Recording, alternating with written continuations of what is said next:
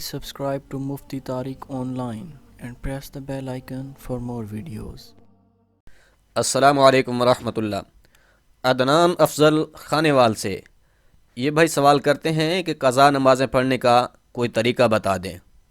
دیکھیں بھائی، قضا نمازیں کیسے پڑھنی ہیں، یعنی اگر کسی کی بہت زیادہ نمازیں قضا ہو چکی ہیں، اب وہ ان قضا نمازوں کو پڑھنا چاہتا ہے، تو ان نمازوں کے پڑھنے کا آسان طریقہ کیا ہے، اس مسئلے کو دھیان سے سماعت فرمائیے۔ امید ہے اسے سن کر بہت زیادہ فوائد حاصل ہوں گے۔ سب سے پہلے تو یہ جان لیجئے کہ جس نے کبھی بھی نماز نہ پڑھی ہو، اب اسے توفیق نصیب ہو رہی ہے، وہ ان قضا نمازوں کو پڑھنا چاہتا ہے، یعنی قضائے عمر ہی پڑھنا چاہتا ہے۔ تو جب سے وہ بالغ ہوا ہے اس وقت سے اپنی قضا نمازوں کا حساب لگائے گا۔ اب جتنے سالوں کی نمازیں اس کی قضا ہوں گی، ان تمام نمازوں کو ادا کرنا چاہتا ہے، لیکن اسے تاریخ بلوغت یاد نہیں ہے، اسے معلوم نہیں ہے کہ وہ کب بالغ ہوا تھا۔ تو فقہاء کرام نے اس کا آسان حل بتا دیا ہے کہ احتیاط اسی میں ہے کہ اگر عورت ہے تو پھر وہ 9 سال سے، اور اگر مرد ہے تو پھر 12 سال سے اپنی بلوغت کا حساب لگائے، اور پھر اسی حساب سے جتنے سالوں کی قضا نمازیں اس کے اوپر ہیں ان تمام نمازوں کو ادا کرے۔ دوسری بات یہ بھی یاد رکھنے کے قابل ہے کہ قضا نماز ہر روز کی 20 رکعتیں ہوتی ہیں، یعنی قضا نمازوں میں سنتوں اور نوافل کی قضا نہیں ہوتی ہے، صرف فرضوں اور وتر کی ہی قضا کی جاتی ہے، یعنی فجر کے 2 فرض، ظہر کے 4 فرض، عصر کے 4 فرض، مغرب کے 3 فرض اور عشاء کے 4 فرض اور 3 وتر، ان نمازوں کی قضا کی جائے گی۔ اس کے علاوہ باقی جو سنتیں ہیں اور نوافل ہیں ان کی قضا نہیں کی جائے گی۔ اور پھر قضا کی نیت کیسے کرنی ہے؟ یاد رکھیں، نیت کہتے ہیں دل کے پختہ ارادہ کو، لیکن اگر زبان سے کہنا چاہیں تو پھر اس طرح سے بھی کہہ سکتے ہیں کہ میں نیت کرتا ہوں سب سے پہلے قضا ہونے والی فجر نماز کی، واسطے اللہ تعالیٰ کے منہ خانہ کعبہ کی طرف، اللہ اکبر۔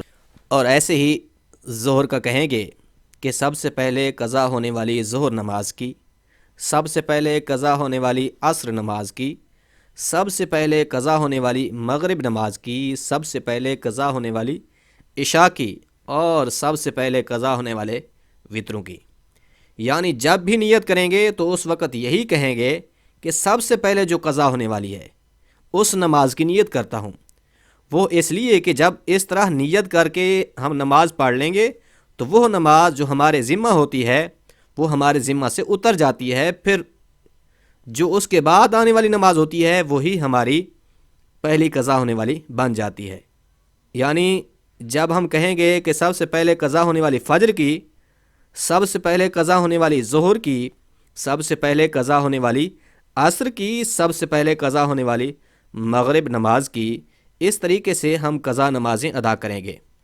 تیسری بات یہ ہے کہ اگر کسی کی کثیر نمازیں قضا ہو چکی ہیں، اب اس بارے میں فقہائے کرام بیان کرتے ہیں کہ بہتر تو یہ ہے کہ جس طرح سے نماز پڑھی جاتی ہے اسی طرح مکمل نماز پڑھے، لیکن اگر کسی کی بہت زیادہ نمازیں قضا ہو چکی ہیں تو اس کے لیے تخفیف ہے۔ اب تخفیف کیا ہے؟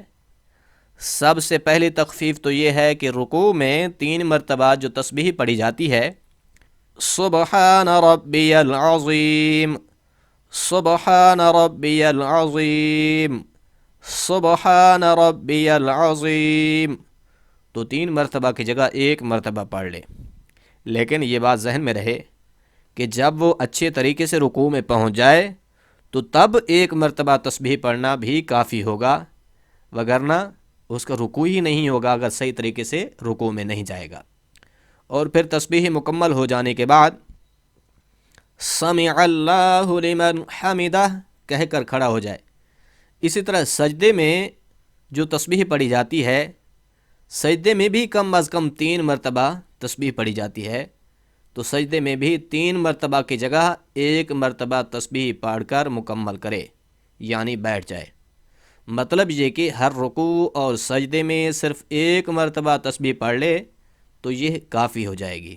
ایک تو تخفیف یہ ہوئی۔ دوسری تخفیف کہ جس طرح 4 رکعت فرض پڑھ رہا ہے، یعنی ظہر کے فرض ہیں، عصر کے ہیں، یا عشاء کے ہیں، یا مغرب کے 3 فرض ہیں، ان میں یہ ہے کہ تیسری اور چوتھی رکعت میں سورۃ فاتحہ پڑھی جاتی ہے۔ لیکن اگر کسی کی بہت نمازیں قضا ہو چکی ہیں تو ان میں یہ تخفیف ہے کہ سورۃ فاتحہ کی جگہ وہ 3 مرتبہ سبحان اللہ پڑھ لے، یعنی سبحان اللہ سبحان اللہ سبحان اللہ، یہ پڑھ کر رکوع میں چلا جائے تو یہ دوسری تخفیف ہو گئی۔ اب تیسری تخفیف یہ ہے کہ قعدہ آخر میں، یعنی جب نماز ختم ہوتی ہے تو التحیات پڑھتے ہیں، التحیات مکمل کرنے کے بعد درود پاک پڑھا جاتا ہے، درود پاک کے بعد دعا پڑھی جاتی ہے۔ اس میں تخفیف یہ ہے کہ آخری قعدہ میں التحیات پڑھنے کے بعد درود اور دعا پڑھنے کی جگہ صرف اتنا پڑھ لے، اللہم صلی علی محمد وآلہ، یعنی اتنا درود پاک کے کلمات پڑھ لے۔ یہ تیسری تخفیف ہے۔ اس کے بعد پھر سلام پھیر لے، یعنی مکمل درود پاک اور دعا نہ پڑھنے کی اجازت ہے۔ یہ تخفیف ہے اس شخص کے لیے جس کی کثیر تعداد میں نمازیں قضا ہو چکی ہوں۔ اور چوتھی تخفیف یہ ہے کہ جو وتر نماز ہے، اس میں تیسری رکعت میں سورت ضرور ملانی ہوتی ہے۔ فرضوں میں تو تیسری اور چوتھی رکعت میں سورت فاتحہ کی جگہ 3 مرتبہ سبحان اللہ پڑھ لینا کافی ہے، لیکن وتر کی جو نماز ہے اس میں تیسری رکعت میں سورت فاتحہ بھی پڑھی جائے گی اور اس کے ساتھ دوسری سورت ملانی بھی ضروری ہے۔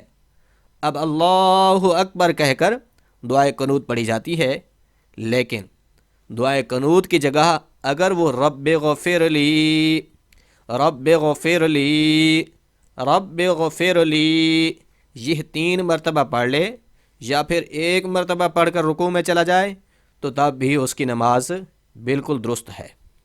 اس طریقے سے قضا نمازوں کے لیے یہ تخفیف ہے۔ اس تخفیف کے ساتھ اگر آپ نماز پڑھیں گے تو آپ کی جو بہت زیادہ نمازیں قضا ہو چکی ہیں وہ اللہ کے فضل و کرم سے بہت جلد ادا ہو جائیں گی۔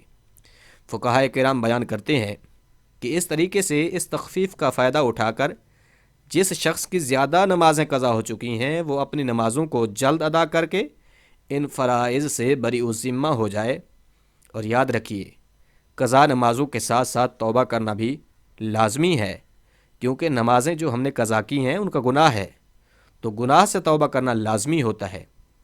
ایک تو نمازیں ادا کریں گے، اس کے بعد پھر سچے دل سے توبہ کریں گے، تو اس آسان طریقے سے اپنی قضا نمازوں کو ادا کر کے اللہ کی بارگاہ میں سرخرو ہو جائیے اور آئندہ کے لیے پختہ ارادہ کیجئے کہ یا الہ العالمین، ہم تیرے ساتھ عہد کرتے ہیں آئندہ ہم ہر نماز باجماعت باقاعدگی سے پڑھیں گے۔ امید ہے بات سمجھ آ گئی ہوگی۔ اللہ کریم عمل کرنے کی توفیق بخشے۔